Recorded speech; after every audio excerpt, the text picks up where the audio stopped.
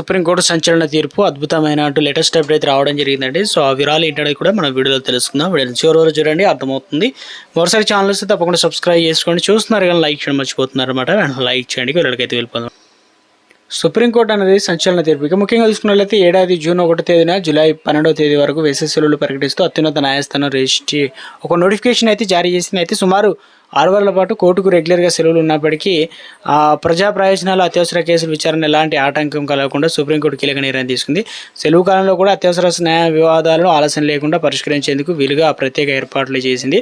నెల వ్యవధి రోజుల్లో రోజుకు 4 ప్రత్యేక బెంచ్లు నిరంతరాయంగా పనిచేస్తాయని సుప్రీంకోర్టు స్పష్టం చేసింది. బెయిల్ పిటిషన్లు, స్టే ఆర్డర్లు, ఏబిఎస్ కార్పొరేట్స్ మరియు ఇతర అత్యవసర రాజ్యాంగ సవరణమైనటువంటి లీగల్ మేటర్స్ ఈ సెలవులో కాలిన ధర్మాసనాల ముందు కూడా విచారణకు రానున్నాయన్నమాట.